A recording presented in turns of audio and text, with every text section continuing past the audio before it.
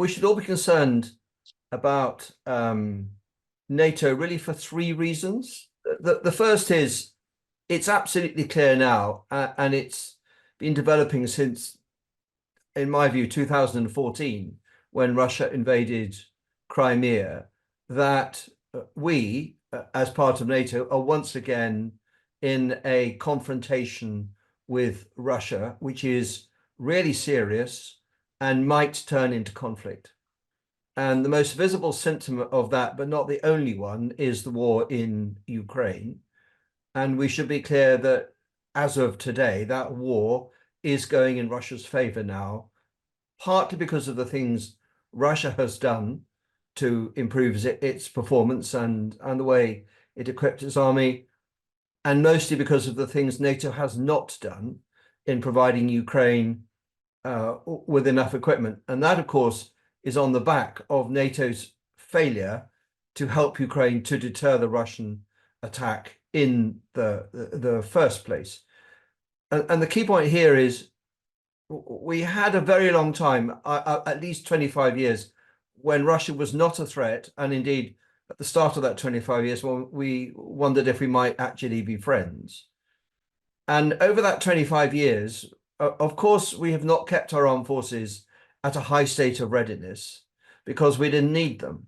And we've ended up in this situation now, like much of European NATO, where we've run our armed forces down for the comfortable post-Cold War era. And now, according to our own government, we live in pre-war circumstances, which I think is absolutely on the money. But we have not yet raised our armed forces back to play their part in NATO. And the second reason we should be worried about NATO is, regardless of the outcome of the US presidential election this November, there is a consensus in the US that they are simply not going to pay for European security at the level of generosity that they have managed for the whole 75 years of NATO so far. And this is because the US security priority challenges China. It's not Russia. Secondly, the US has a massive debt challenge, and it has major concerns worrying about its southern border, for example. And yet the US today is paying 2/3 of the bill. That's more than $800 billion a year for NATO, for European security. And that might have made sense. Indeed, there wasn't really an alternative. You go back to the early years of NATO in the 50s and the 60s, when Europe was recovering from the Second World War. But today, the US economy is worth about $23 billion a year in terms of GDP. And the European economy, including the UK, is about $17.5 trillion a year. So for more than 10 years, senior US politicians of every stripe have been saying that they cannot go on asking their taxpayers to pay for the security of Europe so that the citizens of Europe can spend their taxes on nicer things, education, health, and welfare, which the US taxpayer doesn't get. And so we are beginning to enter a period where the transatlantic settlement that has underpinned NATO since it began 75 years ago is going to unravel. And what that actually means is, just as we go back to confronting Russia, and just as we readopt this posture of deterrence by denial, which is what NATO has agreed to do for 2 years now, the major paymaster is going to do less. And so not only do we have the wrong armed forces for this era, we are no longer going to be able to rely as much on the US. And the bill for that is potentially enormous. It's very hard to put a figure on it, but it probably means for the UK and most other countries a doubling of defense expenditure if you had to replace the things the US does. Now, fortunately, that isn't an imminent prospect, but it's the sort of thing that's going to come. And the third reason we should worry a lot about NATO is the digital age, which has changed how we live and work and play, is going to change how you do defense and security, what an army a navy and an air force and the bits in between look like. And that is now a competition. And you see signs of that competition in Ukraine. And we talk a lot about drones and a bit about data, and beneath the surface, an awful lot of cyber activity and a huge contest to dominate the electromagnetic spectrum, without which nothing really happens. We see the effects of precision missiles and of effective air defense against precision missiles. Now, all of those things show how the armed forces are going to be changed by the digital age. And this is a process, not an event, but it is a competition. And right now, NATO, less for the US in many respects, is not keeping up with that competition because it's not yet turned the corner in terms of how it does collective security in the age we now live in.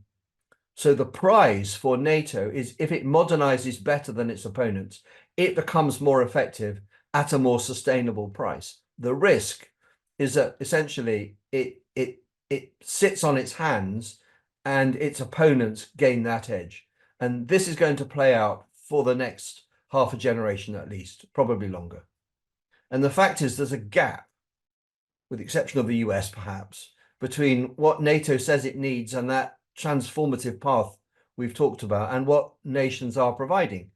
Because as we've discussed, nations right now, for the most part, and it's not true, for example, of Poland, who have really gone to town on this, but most nations have armed forces that they have had as a result of that decline during the post-Cold War era.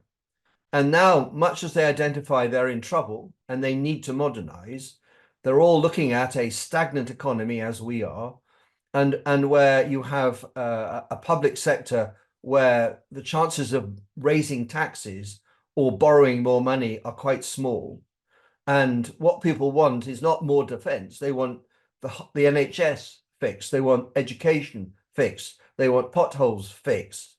That's what they want money spent on, even if we might argue that it could all be done more efficiently. Whereas in Russia has decided to increase its defense spending by a third this year and will spend 6% of its GDP. And in doing that, it has decided to have less, in real terms, health and education, a decision currently almost no Western democracy is capable, it seems, of doing that. So we're in this absurd situation, which can only be temporary, where our own governments, and it includes the UK government, are saying, look, we live in a much more dangerous world. We're pre-war and we can't afford to ignore it.